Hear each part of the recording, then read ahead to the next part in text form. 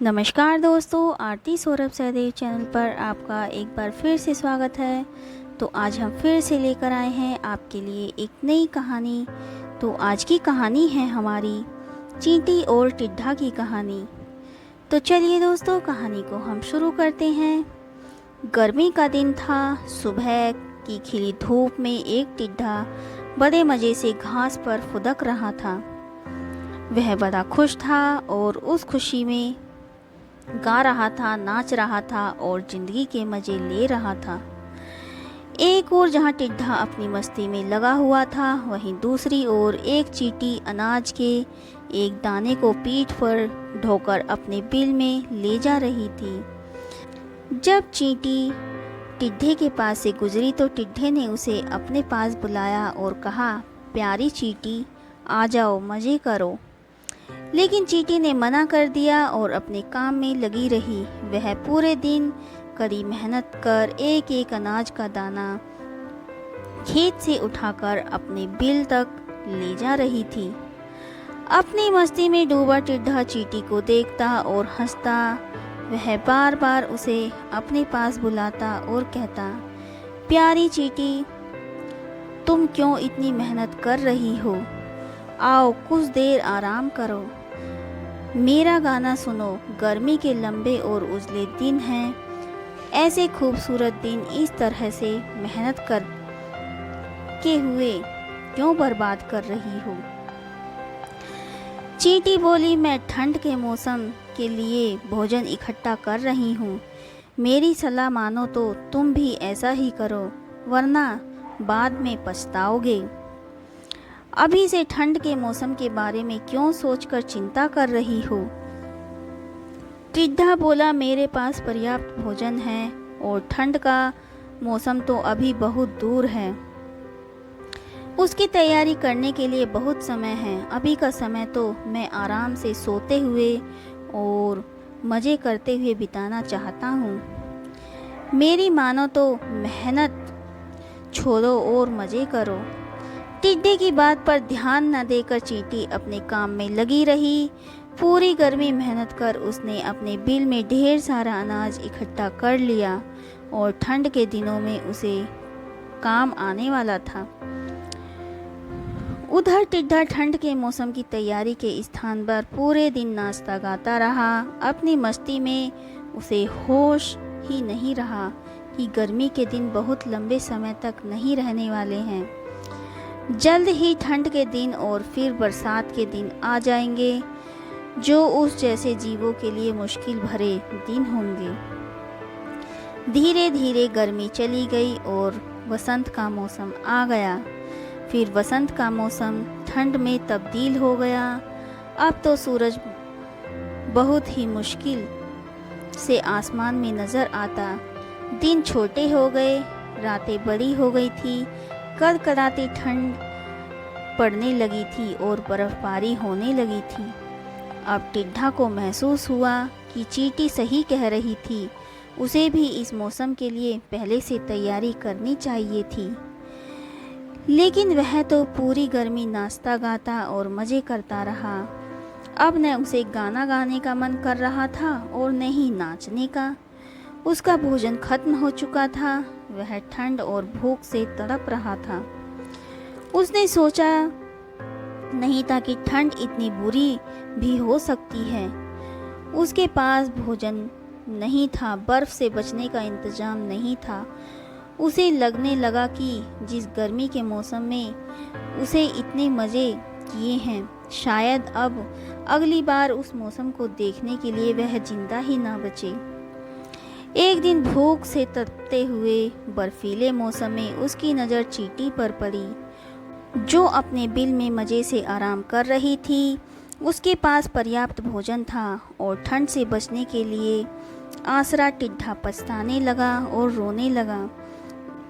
उसे समय बर्बाद करने का फल मिल चुका था। तो दोस्तों, इस कहानी से हमें यह शिक्षा मिलती है कि समय का सदुपयोग करें, अन्यथा समय हाथ से निकल जाने पर पछतावे के अलावा कुछ नहीं रहता। तपती दोपहरी में प्यास से बेहाल एक छोटी सी चींटी पानी की तलाश में भटक रही थी। बहुत देर भटकने के बाद उसे एक नदी दिखाई पड़ी और वो खुश होकर नदी की ओर बढ़ने लगी। नदी के किनारे पहुंचकर जब उसने कल कल बहता शीतल जल देखा तो उसकी प्यास और बढ़ गई। वह सीधे नदी में नहीं जा सकती थी, इसलिए किनारे पड़े एक पत्थर पर चढ़कर पानी पीने का प्रयास करने लगी। लेकिन इस प्रयास में वह अपना संतुलन खो बैठी और नदी में गिर पड़ी। नदी के पानी में गिरते ही वह तेज धार में बहने लगी। उसे अपनी मृत्यु सामने दिखाई देने लगी। तभी कहीं से एक पत्ता उसके सामने आकर गिरा। किसी तरह वह उस पत्ते पर चढ़ गई। वह पत्ता नदी किनारे स्थित एक पेड़ पर बैठे कबूतर ने फेंका था, जिसने चींटी को पानी में गिरते हुए देख लिया था और उसके प्राण बचाना चाहा था। पत्ते से साथ बहते हुए चींटी किनारे पर आ गई और कूदकर सूखी जमीन पर पहुंच गई। कबूतर के निस्वार्थ भाव से की गई सहायता के कारण चींटी की जान बच गई थी। वह मन ही मन उसका धन्यवाद करने लगी। इस घटना को कुछ ही दिन बीते थे कि एक दिन कबूतर बहेलिए के द्वारा बिछाए जाल में फंस गया। उसने वहां से निकलने के लिए बहुत पंख फड़फड़ाए, बहुत जोर लगाया, लेकिन जाल से निकलने में सफल न हो सका। बहेलिए ने जाल उठाया और अपने घर की ओर जाने लगा। कबूतर निसहाय सा जाल के भीतर कैद था। जब चींटी की दृष्टि जाल में फंसे कबूतर पर पड़ी तो उसे वह दिन स्मरण हो आया जब कबूतर ने उसके प्राणों की रक्षा की थी।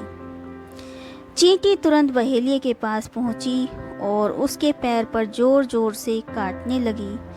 बहेलिया दर्द से झटपटाने लगा। जाल पर से उसकी पकड़ ढीली हो गई और जाल जमीन पर जा गिरा। कबूतर को जाल से निकलने का अवसर प्राप्त हो चुका था। वह झटपट जाल से निकला और उड़ गया। इस तरह चींटी ने कबूतर के द्वारा किए गए उपकार का फल चुकाया। तो दोस्तों, इस कहानी से हमें यह शिक्षा मिलती है कि कर भला हो भला। दूसरों पर किया गया उपकार कभी व्यर्थ नहीं जाता, उसका प्रतिफल कभी न कभी अवश्य प्राप्त होता है। इसलिए सदा निस्वार्थ भाव से दूसरों की सहायता करनी चाहिए। एक गांव में एक चरवाहा बालक रहता था। वह रोज अपनी भेड़ों को लेकर जंगल के पास स्थित घास के मैदानों में जाता। वहां वह भेड़ों को चरने के लिए छोड़ देता और खुद एक पेड़ के नीचे बैठकर उन पर निगाह रखता। उसकी यही दिनचर्या थी। दिन भर पेड़ के नीचे बैठे बैठे उसका समय बड़ी मुश्किल से कटता था। उसे बोरियत महसूस होती थी। वह सोचता कि काश मेरे जीवन में भी कुछ मज़ा और रोमांच आ जाए। एक दिन भेड़ों को चराते हुए देख उसे मजाक सूझा। वह जोर जोर से चिल्लाने लगा, भेड़िया आया, भेड़िया आया। वहां से कुछ दूरी पर स्थित खेतों में कुछ किसान काम कर रहे थे। चरवाहे बालक की आवाज़ सुनकर वे अपना काम छोड़कर उसकी सहायता करने के लिए दौड़े। लेकिन जैसे ही वे उसके पास पहुंचे, वह ठाके मारकर हंसने लगा। किसान बहुत गुस्सा हुए, उसे डांटा और चेतावनी दी कि आज के बाद ऐसा मजाक मत करना। फिर वे अपने अपने खेतों में लौट गए।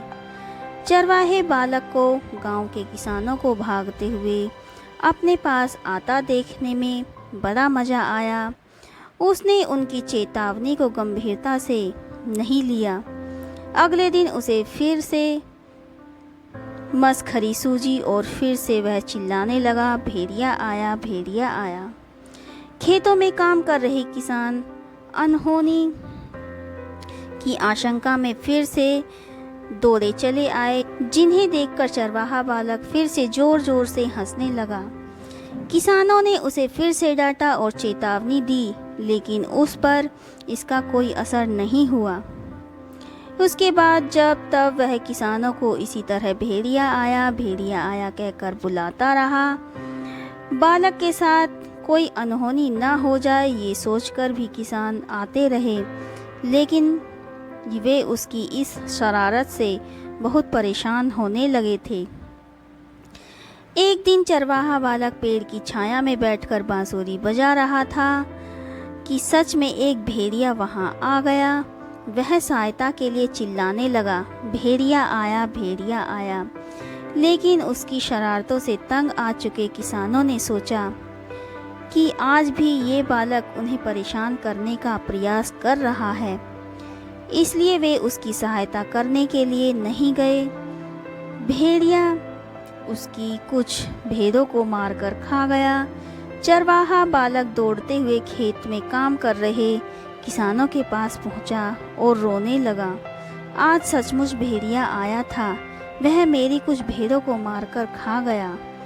किसान बोले, तुम रोज हमारे साथ शरारत करते हो, हमें लगा कि आज भी तुम्हारा इरादा वही है। तुम हमारा भरोसा खो चुके थे, इसलिए हम में से कोई तुम्हारी मदद करने के लिए नहीं आया। चरवाहे बालक को अपनी गलती का एहसास हुआ और उसने प्रण लिया कि वह फिर कभी झूठ नहीं बोलेगा और दूसरों को परेशान नहीं करेगा। तो दोस्तों, इस कहानी से हमें यह शिक्षा मिलती है कि बार बार झूठ बोलने से लोगों के विश्वास पर चोट पहुंचती है और उनका विश्वास टूट जाता है। किसी का विश्वास पात्र बनना है तो हमेशा सच्चाई के साथ रहिए।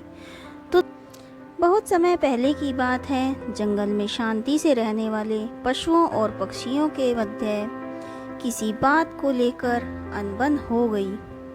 ये अनबन इतनी बढ़ गई कि दोनों पक्षों में युद्ध छिड़ गया। पशुओं की लंबी चौड़ी सेना थी, जिसमें राजा सेना के अतिरिक्त लोमड़ी, भेड़िया, भालू, जिराफ, सियार, खरगोश जैसे कई छोटे बड़े जानवर सम्मिलित थे। वहीं आकाश में विचरण करने वाले पक्षियों की सेना भी कुछ कम न थी। उसमें चील, गिद्ध, कौवा, कबूतर, तोता, मैना सहित कई पक्षी सम्मिलित थे। चमगादड़ बहुत परेशान थी। उसे समझ नहीं आ रहा था कि किसकी सेना में सम्मिलित हो। उसे अकेला देख पक्षी उसके पास आए और उसे आमंत्रित करने लगे, चमगादड़ भाई, आओ हमारा साथ दो। मैं तुम्हारे साथ कैसे आ सकता हूँ? देखो, मुझे पंख हटा दिया जाए तो मैं तो हूबहू चूहे के समान दिखता हूँ। मैं तो पशु हूँ, मुझे क्षमा करो, चमगादड़ ने उत्तर दिया। चमगादड़ का उत्तर सुन पक्षी चले गए। पक्षियों के जाने के बाद पशुओं की मंडली उसके पास आई और बोली, अरे भाई चमगादड़, यहाँ अकेले क्यों बैठे हो? आओ हमारी सेना में आ जाओ। तुम्हें मेरे पंख दिखाई नहीं पड़ते? मैं तो पक्षी हूँ, कैसे तुम्हारी सेना में सम्मिलित हो जाऊं? चमगादड़ ने अपना पल्ला झाड़ा। पशु भी चले गए। कुछ दिनों बाद पशुओं और पक्षियों की अनबन समाप्त हो गई। दोनों पक्षों में मित्रता हो गई। जंगल में मंगल हो गया। सभी आनंद मनाने लगे। उन्हें आनंद मनाता देख चमगादड़ ने सोचा कि अब मुझे किसी एक दल में सम्मिलित हो जाना चाहिए। वह पक्षियों के दल के पास गया और उनसे निवेदन किया कि वे उसे अपने दल में ले लें, किंतु पक्षियों ने यह कहकर मना कर दिया, अरे तुम तो पशु हो, ऐसे में तुम हमारे दल में कैसे आ सकते हो? मुंह लटकाकर चमगादड़ पशुओं के पास पहुंचा और उनसे भी यही निवेदन किया। पशुओं ने भी उसे अपने दल में स्वीकार नहीं किया। वे बोले, क्या तुम भूल गए हो कि तुम्हारे पंख हैं और तुम एक पक्षी हो? चमगादड़ क्या करता? वह समझ गया कि आवश्यकता पड़ने पर, साथ न देने पर कोई भी मित्र नहीं रहता। तब से चमगादड़ अकेला ही रहता है। तो दोस्तों, इस कहानी से हमें यह शिक्षा मिलती है कि आवश्यकता पड़ने पर सदा दूसरों का साथ दें। मौका परस्त का कोई मित्र नहीं होता। नदी किनारे एक छोटा सा गांव बसा हुआ था। नदी गांव के लोगों के लिए पानी का प्रमुख स्रोत थी। लेकिन जब बरसात के मौसम आया और गांव में कई दिनों तक घनघोर बारिश हुई तो नदी में बाढ़ आ गई। बाढ़ का पानी पूरे गांव में भर गया। मकान पानी से डूब गए। दो लोगों को सुरक्षित स्थानों पर भागना पड़ा। बाढ़ के पानी में लोगों के घरों की कई चीजें बहने लगी। उनमें 2 घड़े भी थे, एक पीतल का घड़ा था और एक मिट्टी का। दोनों ही घड़े पानी में खुद को बचाने का प्रयत्न कर रहे थे। पीतल के कठोर और मजबूत घड़े ने जब मिट्टी के कमजोर घड़े को संघर्ष करते देखा तो सोचने लगा कि मिट्टी का ये कमजोर घड़ा आखिर कब तक खुद को डूबने से बचा पाएगा। मुझे इसकी सहायता करनी चाहिए। उसने मिट्टी के घड़े से कहा, मित्र सुनो, तुम मिट्टी के बने हुए हो और बहुत कमजोर हो। बाढ़ के इस पानी में तुम अधिक दूर तक नहीं जा पाओगे और डूब जाओगे। मेरी बात मानो और मेरे साथ रहो। मैं तुम्हें डूबने से बचा लूंगा। मिट्टी के घड़े ने पीतल के घड़े को देखा और उत्तर दिया, मित्र, तुम्हारी सहायता के प्रस्ताव के लिए धन्यवाद, लेकिन मेरा तुम्हारे पास रहना मेरी सलामती के लिए उचित नहीं है। तुम ठहरे पीतल के बने और मैं मिट्टी का घड़ा। तुम बहुत कठोर और मजबूत हो। अगर तुम मुझसे टकरा गए तो मैं तो चकनाचूर हो जाऊंगा। इसलिए तुमसे दूर रहने में ही मेरी भलाई है। मैं स्वयं ही खुद को बचाने का प्रयास करूंगा। भगवान ने चाहा तो किसी तरह किनारे तक पहुंच ही जाऊंगा। इतना कहने के बाद मिट्टी का घड़ा दूसरी दिशा में बहने का प्रयत्न करने लगा और धीरे धीरे पानी के बहाव के साथ नदी किनारे पहुंच गया। वहीं दूसरी ओर पीतल का भारी घड़ा भी प्रयत्न करता रहा, लेकिन नदी के पानी के तेज बहाव से खुद को संभाल नहीं पाया। उसमें पानी भर गया और वह डूब गया। तो दोस्तों, इस कहानी से हमें यह शिक्षा मिलती है कि विपरीत गुणों की अपेक्षा एक समान गुण वाले अच्छी मित्रता कायम कर पाते हैं। तो एक जंगल में एक शेर रहता था। वह जंगल का राजा था और बड़ा बलशाली था। सारे जानवर भय के कारण उसका गुणगान किया करते थे। उसी जंगल में एक बुद्धिमान बंदर भी रहता था। वो शेर से डरता नहीं था और व्यर्थ में उसका गुणगान नहीं करता था। शेर को यह बात बुरी लगी। एक बार उसने बंदर को बुलाया और कहा, जंगल के सारे जानवर मेरी प्रशंसा करते हैं, तुम नहीं, ऐसा क्यों? मैं किस बात पर आपकी प्रशंसा करूं? बंदर ने पूछा। मैं बलशाली हूँ, जंगल के सारे जानवर मुझसे डरते हैं, शेर ने उत्तर दिया। वनराज, मैं बल को नहीं, बुद्धि को श्रेष्ठ मानता हूँ, इसलिए मात्र बल के कारण मैं आपका गुणगान नहीं करूँगा, बंदर बोला। यह बात शेर को बुरी लगी और दोनों में विवाद हो गया। विवाद का विषय था, बुद्धि श्रेष्ठ है या बल। शेर की दृष्टि में बल श्रेष्ठ था, किंतु बंदर की दृष्टि में बुद्धि। दोनों के अपने अपने तर्क थे। अपने तर्क देकर वे एक दूसरे के सामने स्वयं को सही सिद्ध करने में लग गए। बंदर बोला, शेर महाराज, बुद्धि ही श्रेष्ठ है। बुद्धि से संसार का हर कार्य संभव है, चाहे वह कितना ही कठिन क्यों न हो। बुद्धि को हर समस्या का निदान संभव है, चाहे वह कितनी ही विकट क्यों न हो। मैं बुद्धिमान हूँ और अपनी बुद्धि का प्रयोग कर किसी भी मुसीबत से आसानी से निकल सकता हूँ। कृपया यह बात मान लीजिए। बंदर का तर्क सुन शेर भड़क गया और बोला, चुपचाप बंदर, तू बल और बुद्धि की तुलना कर बुद्धि को श्रेष्ठ बता रहा है। बल के आगे किसी का जोर नहीं चलता। मैं बलवान हूँ, और तेरी बुद्धि मेरे बल के सामने कुछ भी नहीं। मैं चाहूँ तो इसी क्षण इसका प्रयोग कर तेरे प्राण ले सकता हूँ। बंदर कुछ क्षण शांत रहा और बोला, महाराज, मैं अभी तो जा रहा हूँ, किंतु मेरा यही मानना है कि बुद्धि का बल से श्रेष्ठ है। एक दिन मैं आपको ये प्रमाणित करके दिखाऊंगा। मैं अपनी बुद्धि से बल को हरा दूंगा। मैं उस दिन की प्रतीक्षा करूंगा जब तुम ऐसा कर दिखाओगे। उस दिन मैं अवश्य तुम्हारी इस बात को स्वीकार करूंगा कि बुद्धि बल से श्रेष्ठ है, किंतु तब तक नहीं, शेर ने उत्तर दिया। इस बात को कई दिन बीत गए। बंदर और शेर का आमना सामना भी नहीं हुआ। एक दिन शेर जंगल में शिकार कर अपनी गुफा की ओर लौट रहा था। अचानक वह पत्तों से ढके एक गड्ढे में जा गिरा। उसके पैर में चोट लग गई। किसी तरह वह गड्ढे से बाहर निकला तो पाया कि एक शिकारी उसके सामने बंदूक ताने खड़ा है। शेर घायल था। ऐसी अवस्था में वह शिकारी का सामना करने में असमर्थ था। तभी अचानक कहीं से शिकारी पर पत्थर बरसने लगे। शिकारी हड़बड़ा गया। इसके पहले कि वो कुछ समझ पाता, एक पत्थर उसके सिर पर आकर पड़ा। वह दर्द से तिलमिला उठा और अपने प्राण बचाने के लिए वह वहां से भाग गया।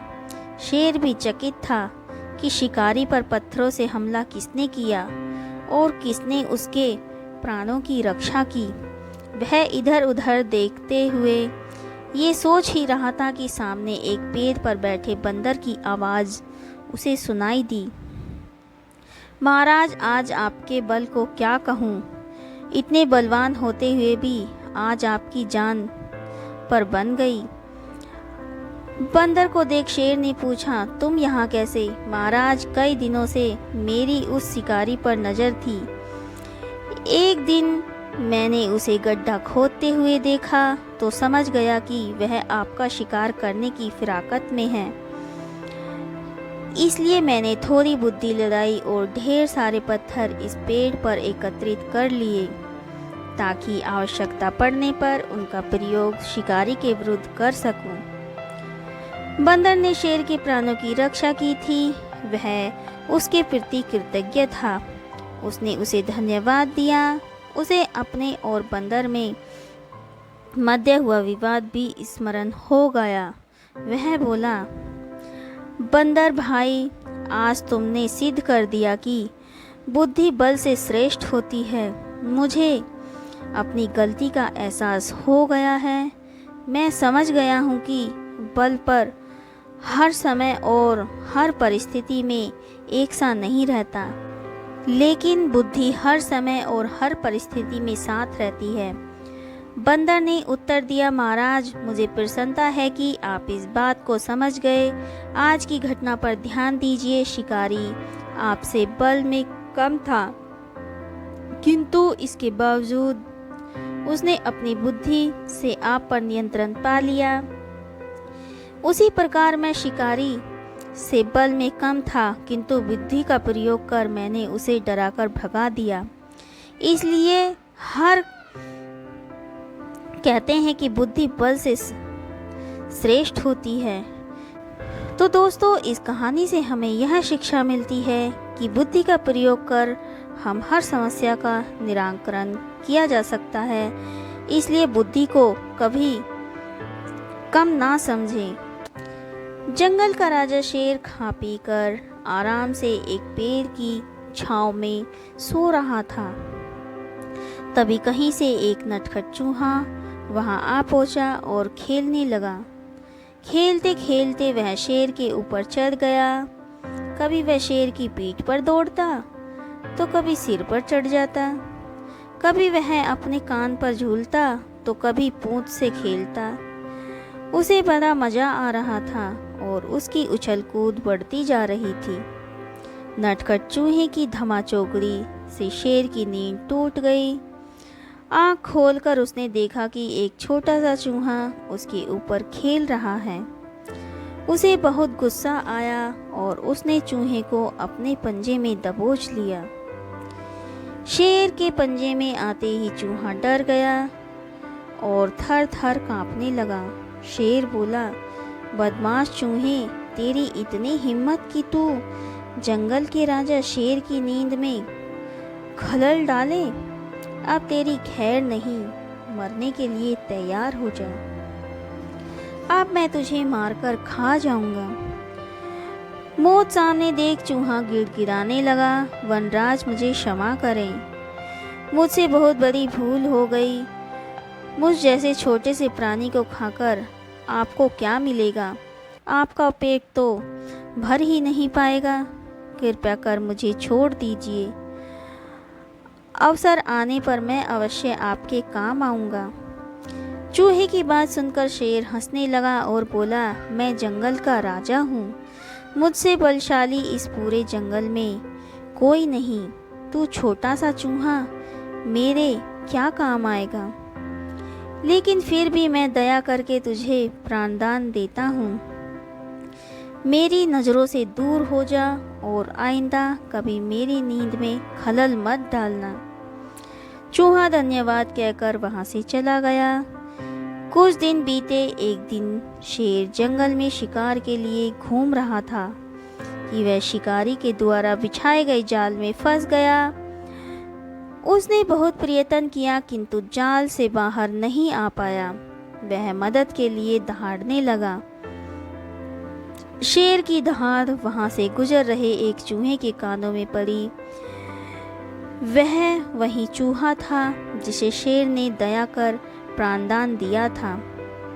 चूहे दहाड़ की दिशा में गया तो शेर को जाल में फंसा हुआ पाया। उसने फौरन अपने नुकीले दांतों से जाल काट दिया और शेर आज़ाद हो गया। उसने चूहे को धन्यवाद दिया तो चूहा बोला, वनराज, आप शायद मुझे भूल गए हैं। मैं वही चूहा हूँ जिसे आपने प्राणदान दिया था। मैंने आपको कहा था कि किसी दिन मैं अवश्य आपके काम आऊँगा। देखिए, आज मैं आपके काम आ ही गया। शेर को वह दिन याद आ गया और उस दिन की अपनी सोच पर बहुत पछतावा हुआ कि जिस चूहे को उसने तुच्छ समझा था, उसी की सहायता से वह शिकारी से बच पाया। तो दोस्तों, इस कहानी से हमें यह शिक्षा मिलती है कि बाहरी स्वरूप देखकर किसी की योग्यता का आंकलन ना करना चाहिए। उपकार कभी व्यर्थ नहीं जाता, किसी न किसी रूप में उसका फल अवश्य प्राप्त होता है।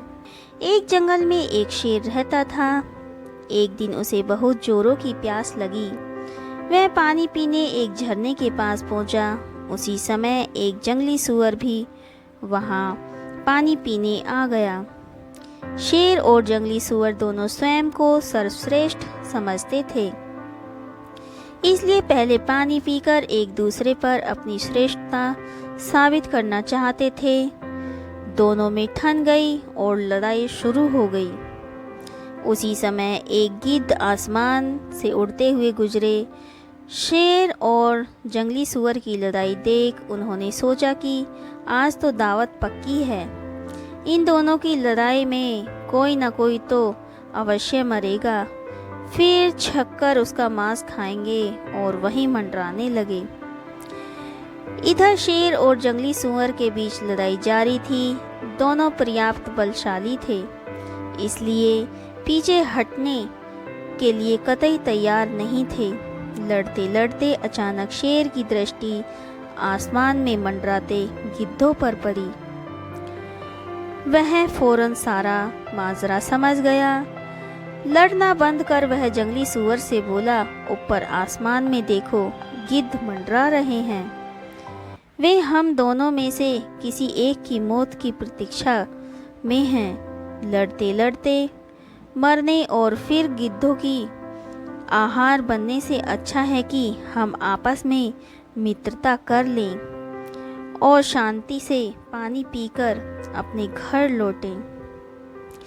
जंगली सूअर को शेर की बात जच गई। दोनों मित्र बन गए और साथ में झरने का पानी पीकर अपने निवास पर लौट गए। तो दोस्तों, इस कहानी से हमें यह शिक्षा मिलती है कि आपसी शत्रुता में तीसरा लाभ उठाता है, इसलिए एक दूसरे के साथ मित्रवत रहें। शहर में रहने वाले और गांव में रहने वाले दो चूहों में गहरी मित्रता थी। वे अक्सर एक दूसरे को संदेश भेजा करते और एक दूसरे का हाल जाना करते थे। एक बार गांव में रहने वाले चूहे ने शहरी चूहे को गांव आने का निमंत्रण भेजा। शहरी चूहे ने निमंत्रण स्वीकार कर लिया। सप्ताहांत का समय नियत हुआ और गांव का चूहा अपने शहरी मित्र के आने की प्रतीक्षा करने लगा। वह उससे ढेर सारी बातें करना चाहता था, उसे गांव के खेत खलिहानों की सैर करवाना चाहता था। वह अपने मित्र की आवभगत में कोई कसर नहीं छोड़ना चाहता था, इसलिए वह उसके लिए ढेर सारे फल और अनाज इकट्ठा करने में लगा हुआ था। आखिर वह दिन भी आया जब शहरी चूहा गांव पहुंचा। दोनों मित्र एक दूसरे से मिलकर बहुत खुश हुए। बहुत देर तक वे बातें करते रहे और एक दूसरे को अपना हाल बताते रहे। फिर दोनों भोजन के लिए बैठे। भोजन में गांव के चूहे ने अनाज और फल परोसे, जिसे खाकर दोनों ने आराम किया। शाम को गांव का चूहा अपने शहरी मित्र को गांव दिखाने ले गया। शहरी चूहा वहां के खेत खलिहान देखकर आनंद से भर उठा। वहां की शुद्ध हवा में सांस लेकर उसका मन प्रफुल्लित हो गया। गांव का चूहा बोला, गांव का वातावरण और वायु शुद्ध है, जो तुम्हें शहर में शायद ही नसीब होती होगी मित्र। शहरी चूहा शहर की समस्याएं जानता था। वह वर्षों से वहां रह रहा था, लेकिन गांव के चूहे मित्र की ये बात उसे बुरी लग गई। हालांकि वह कुछ बोला नहीं। गांव का चूहा गांव की प्रशंसा में लगा हुआ था। वह उसे जंगलों में ले गया और बोला, मित्र, ऐसे प्राकृतिक और मनोरम दृश्य तुम्हें शहर में देखने को नहीं मिलेंगे, इसलिए आज इस दृश्य का आनंद ले लो। शहरी चूहे को यह बात भी चुभी, लेकिन वह कुछ नहीं बोला।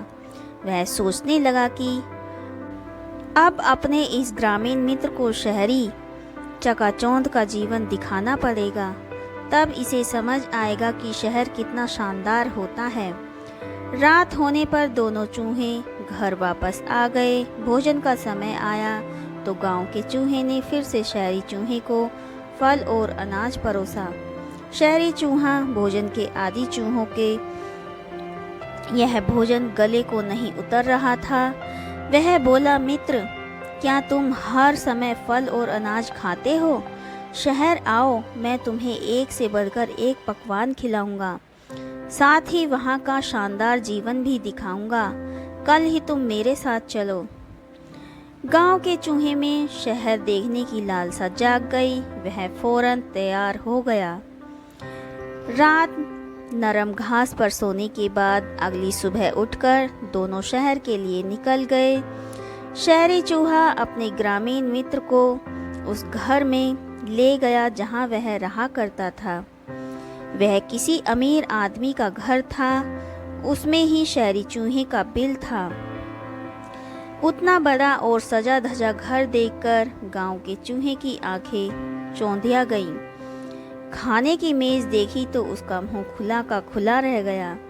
एक से बढ़कर एक पकवान उस पर सजे हुए थे। शहरी चूहे ने उसे भोजन प्रारंभ करने को कहा। खुशी खुशी गांव का चूहा भोजन करने लगा। सबसे पहले उसके प्लेट में से पनीर का टुकड़ा उठाया। उसने अभी पनीर कुतरा ही था कि शहरी चूहा चिल्लाया, भागो मित्र, बिल्ली आ रही है।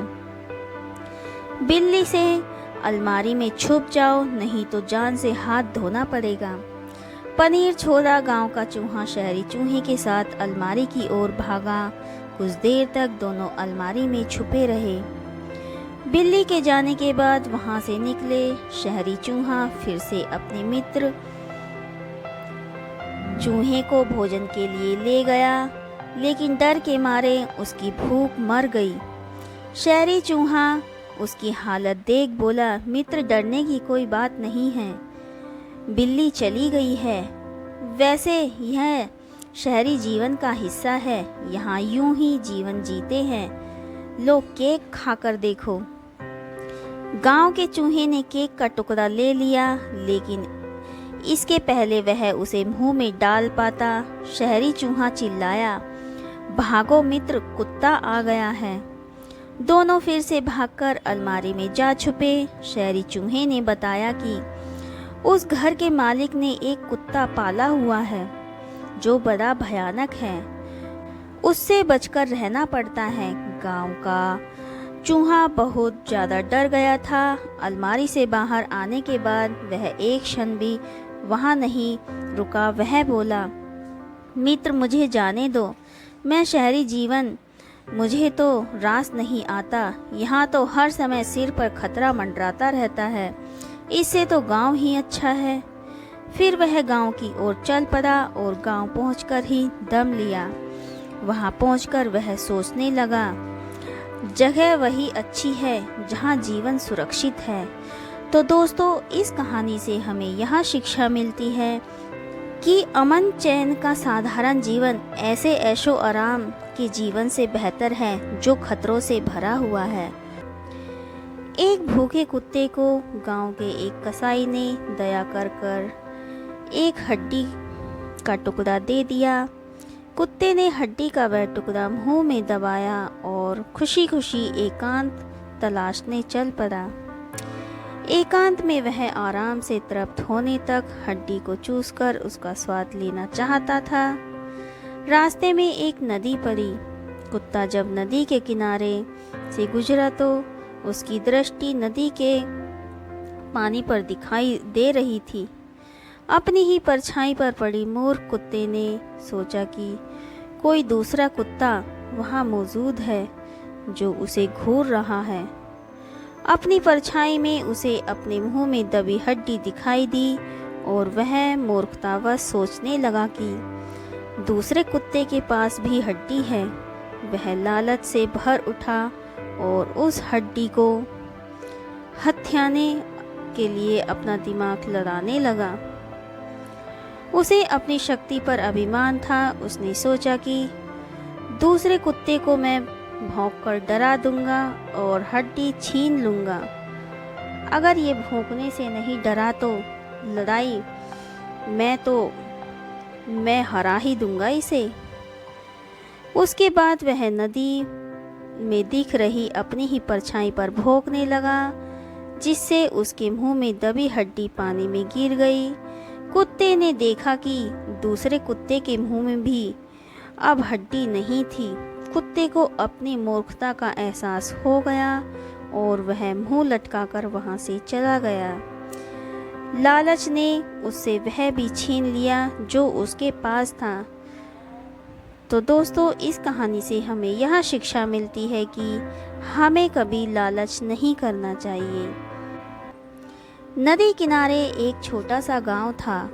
गांव में रहने वाले लोगों ने नदी पार करने के लिए उस पर एक पुल बनाया हुआ था, लेकिन वह पुल इतना संकरा था कि एक बार में केवल एक ही व्यक्ति उसे पार कर सकता था। एक दिन की बात है, एक बकरी नदी पर बने उस पुल को पार कर रही थी।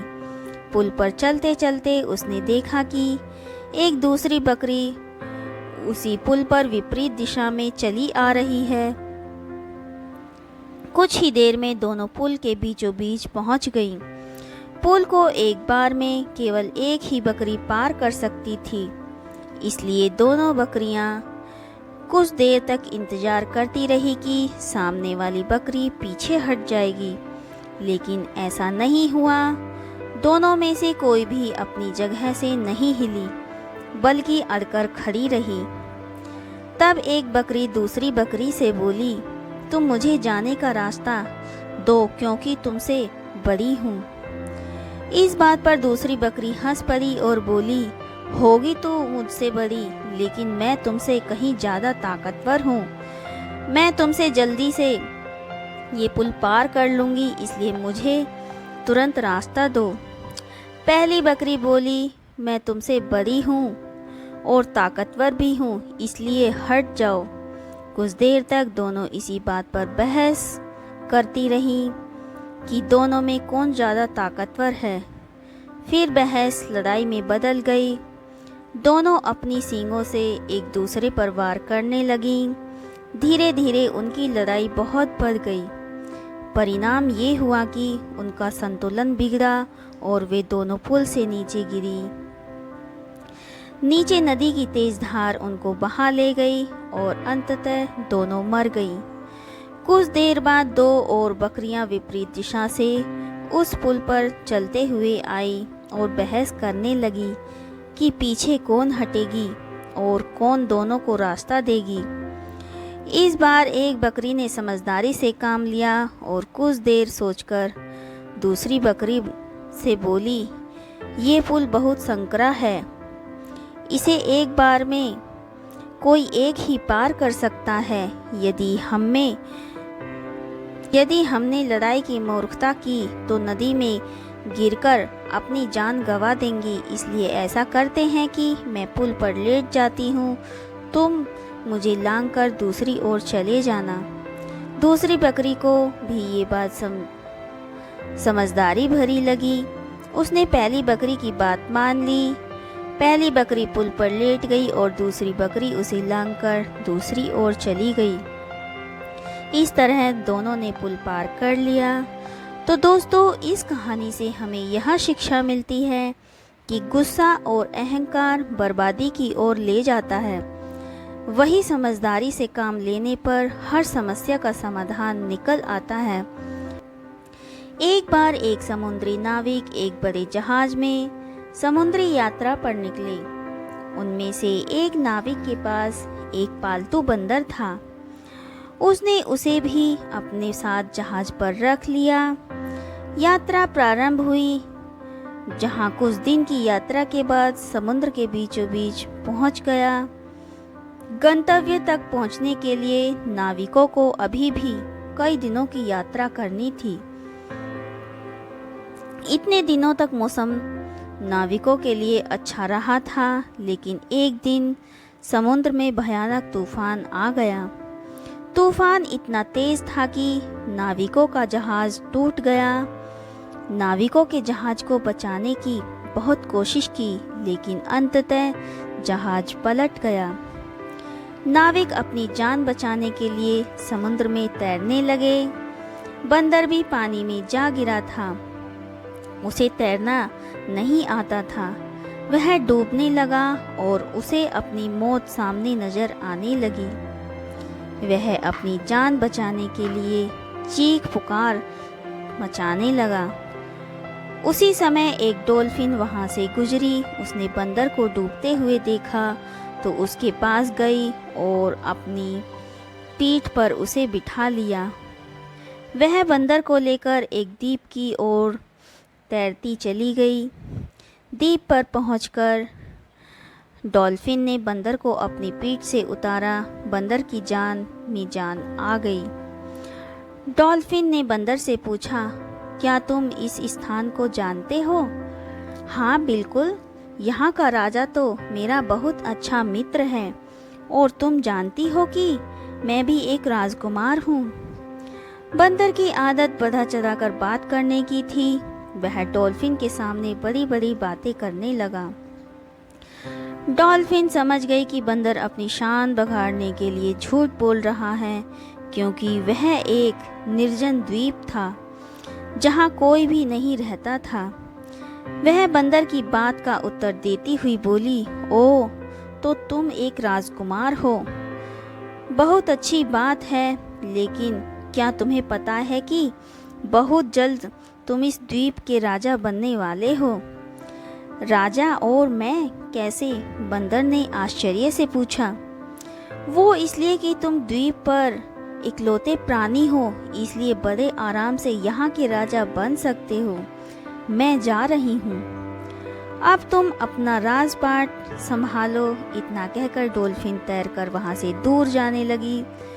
बंदर पुकारता रह गया और उसने झूठ और शेखी से नाराज डॉल्फिन उसे वहीं छोड़कर चली गई। तो दोस्तों, इस कहानी से हमें यह शिक्षा मिलती है कि व्यर्थ की शेखी बगाड़ना मुसीबतों को बुलावा देना होती है। जंगल किनारे स्थित चरागाह में भेड़ियों की कई दिनों से नजर थी। वहां चरती भेड़ों को देखकर उसके मुंह से लार टपकने लगती और वह अवसर पाकर उन्हें चुराने की फिराक में था। एक दिन उसे यह अवसर मिल ही गया। वह चुपचाप चरागाह में चरते हुए एक मेमने को उठा लाया। खुशी खुशी वह जंगल की ओर भागा जा रहा था और मेमने के स्वादिष्ट मांस के स्वाद की कल्पना कर रहा था। तभी एक शेर उसके रास्ते में आ गया। शेर भी भोजन की तलाश में निकला था। भेड़िए को मेमना लेकर आता देख उसने उसका रास्ता रोका और उसके मुंह में दबा मेमना छीनकर जाने लगा। भेड़िया पीछे से चिल्लाया, ये तो गलत बात है, ये मेरा मेमना था, इसे तुम इस तरह छीन कर नहीं ले जा सकते। भेड़िए की बात सुनकर शेर पलटा और बोला, तुम्हारा मेमना? क्यों, क्या चरवाहे ने तुम्हें इसे उपहार में दिया था? तुम खुद इसे चरागाह से चुरा कर लाए हो, तो इस पर अधिकार कैसे जता सकते हो?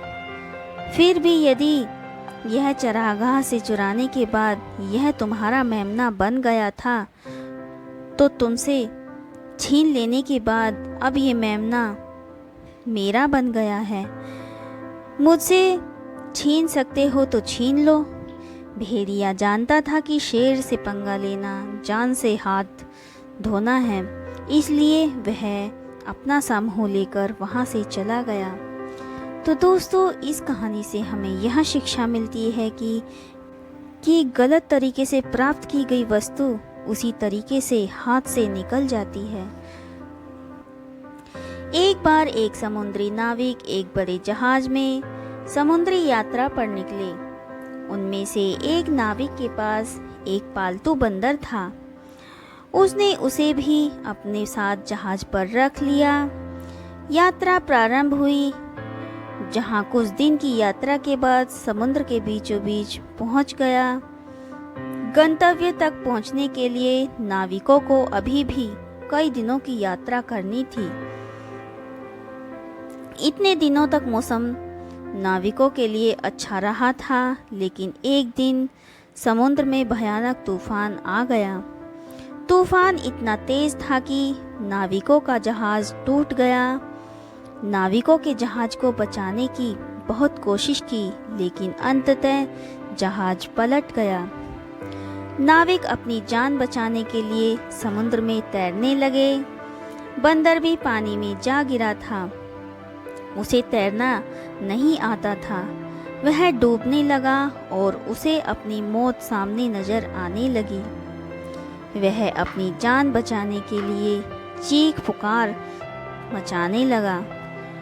उसी समय एक डॉल्फिन वहां से गुजरी। उसने बंदर को डूबते हुए देखा तो उसके पास गई और अपनी पीठ पर उसे बिठा लिया। वह बंदर को लेकर एक द्वीप की ओर तैरती चली गई। द्वीप पर पहुंचकर डॉल्फिन ने बंदर को अपनी पीठ से उतारा। बंदर की जान में जान आ गई। डॉल्फिन ने बंदर से पूछा, क्या तुम इस स्थान को जानते हो? हाँ बिल्कुल, यहाँ का राजा तो मेरा बहुत अच्छा मित्र है और तुम जानती हो कि मैं भी एक राजकुमार हूँ। बंदर की आदत बढ़ा चढ़ाकर बात करने की थी। वह डॉल्फिन के सामने बड़ी बड़ी बातें करने लगा।